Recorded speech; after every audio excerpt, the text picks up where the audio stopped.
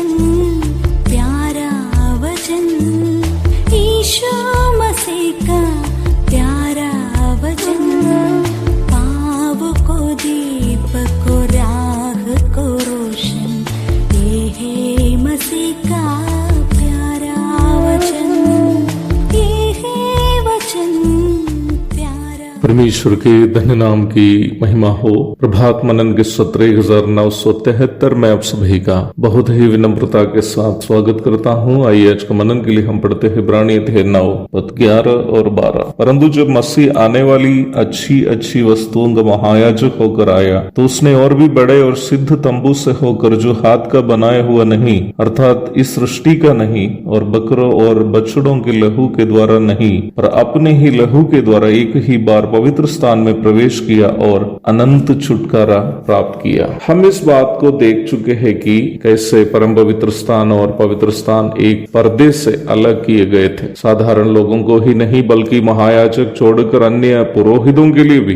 परम पवित्र स्थान निम्न पर्दे के कारण उनके आंखों से छिपा हुआ था। हम इस बात की भी चर्चा पूर्व में की हुई है कि परम पवित्र स्थान परमेश्वर वास करने वाला तीसरा स्वर्ग का प्रतिनिधित्व करता। इसका मतलब पुराना नियम के काल में स्वर्गीय बातें न केवल साधारण लोगों के लिए बल्कि याचकों के लिए भी अपने पहुंच की बाहर की बातें थी। यहाँ एक बात मैं आपसे पूछना चाहता हूँ, यदि न्याय व्यवस्था के समय के इस्राएलियों के लिए व्यवस्था में दिए गए कर्मों एवं अनुष्ठानों को करने से परमेश्वर और स्वर्गीय बातों की प्राप्ति नहीं हुई, तो वर्तमान काल के तथाकथित मसीहियों के द्वारा 8 दिनों के व्रत, 51 दिनों के व्रत, अन्य रीति रिवाजों एवं त्योहारों का पालन करने से क्या परमेश्वर और स्वर्ग की प्राप्ति उनके लिए संभव है? सोचिएगा प्यारो, अवश्य याद रखिए, किसी भी प्रकार के कर्मों एवं अनुष्ठानों के माध्यम से हम परमेश्वर के करीब नहीं पहुंच पाएंगे।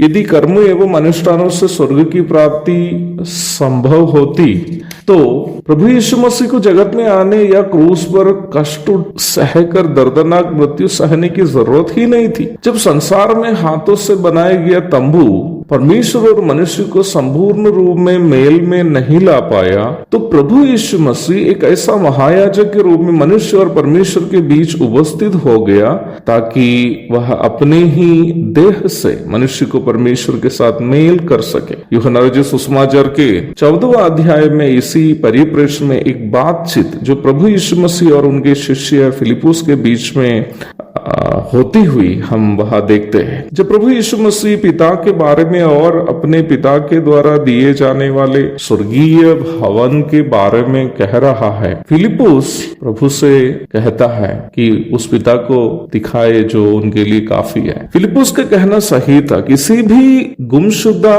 बच्चा के लिए अपने पिता के पास पहुंच जाना ही उसके सारी समस्याओं का समाधान है। परमेश्वर से अलग हुए, गुमशुदा हुए मानव जाति की सारी समस्याओं का शाश्वत समाधान परमेश्वर के पास वापस पहुंचना ही है, जैसे उड़ाव पुत्र अपने पिता के घर वापस पहुंचा था। परंतु फिलिपुस इस विषय में शायद अनजान हो गया था कि पिता परमेश्वर को देखना पापी मनुष्य के लिए असंभव की बात है। परंतु प्रभु यीशु मसीह ने एक छोटा बालक से कहने की तरह, छोटा बालक को समझाने की तरह फिलिपुस को समझाया, जिसने मुझे देखा उसने पिता को देखा। यूहन्ना 14 की नाम। परम पवित्र स्थान में महायाजक को शकीना तेज में दर्शन दिए हुए परमेश्वर कुमारी मरियम की कोख से मानव रूप धारण करके हमारे बीच डेरा किया, ताकि अदृश्य एवं आत्मरूपी और अद्वैत परमेश्वर के साथ हम पापी मनुष्य संपर्क कर सके। एक और शुभ दिन की धन्य कामनाओं के साथ आज का मनन में समाप्त करता हूँ। प्रभु यीशु आप सबको आशीष दे।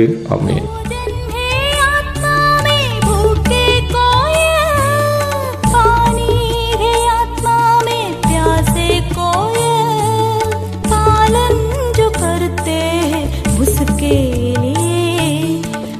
आशीष पाने का साधन है ये है वचन, प्यारा वचन ईशो।